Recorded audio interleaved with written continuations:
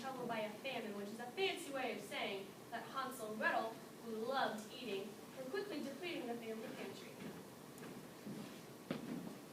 We've got to do something about these greedy little brats before they gobble up all of our food. I know, dear, but what can be done? They're growing children after all, and growing children need their nutrition. We'll do the only sensible thing. Walk them into the woods and abandon them. The woodcutter was troubled by this prospect, but after a convincing argument from his wretch of a wife, if you let this go on, food isn't the only thing you'll be deprived of. he finally agreed. Bugger.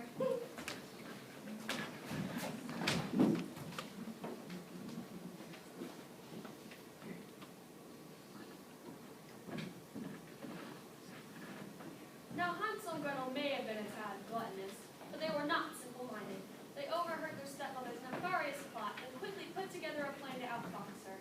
That night, they collected pebbles from the yard. If we collect enough of this, we'll be able to lay a trail straight home. And perhaps if we've some left over, we can throw them at our evil stepmother. Gretel had thinly veiled rage issues.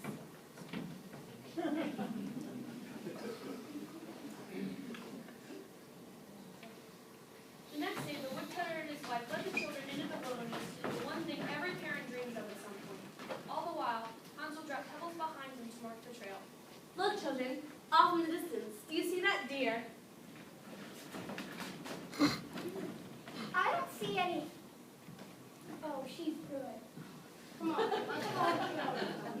I still think stoning would do that woman good.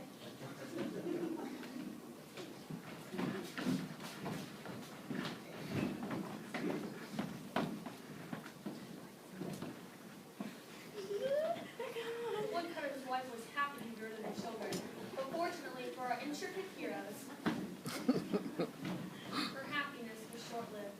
Bugger.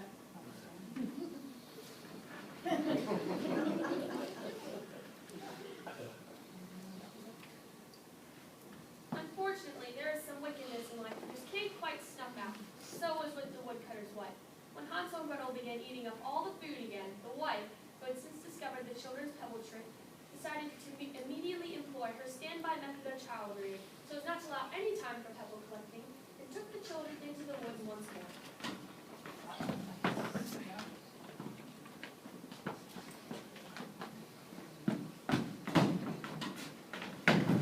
And this time, stay abandoned. Bugger. Now what are we going to do? Don't worry, sister. This time I made a breadcrumb trail.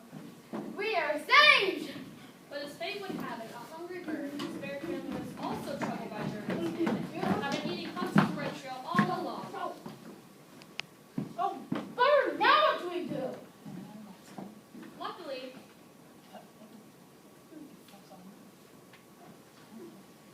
Luckily, they stumbled onto an ornately decorated house comprised of primarily sugary substances, which had just been appraised for $180,000.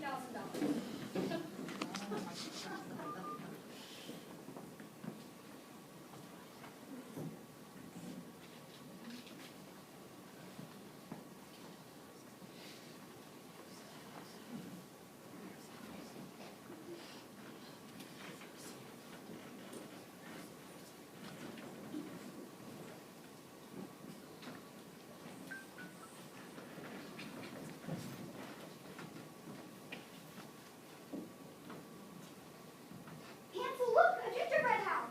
Well, let's ignore the fact that somebody probably spent a lot of time making this, and instead just help ourselves of eating it. What on earth do heathens think you're doing? Do you have any idea how long it took to apply candy siding? How do I like it if I eat your house, little snots? We're lost and we can't find our home. Well, I prefer eating houses, but I suppose we'll have to settle for eating the two of you. Oh no! We're trapped in what is obviously an attempt to lower the cost of this production by not using cages like they do in the original story. My sister, the director, is watching. Enough nonsense. It's travel time. Now, I really haven't used this thing in a while, so I might be a little rusty at getting it started. The children German were quick at thinking on their feet, or in this case, on their bottoms. I would be at home all the time. I could help you start it. Oh, would you, dear? That's very kind of you. Stay. Now, I'm sure we'll need charcoal, but I wonder... Bugger.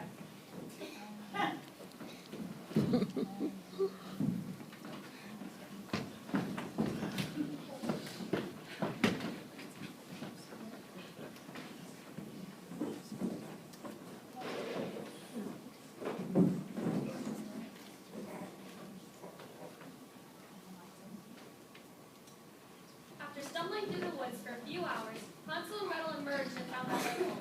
After a nice trucker named Dave gave them directions to the interstate. The woodcutter was overjoyed to see them and gave them the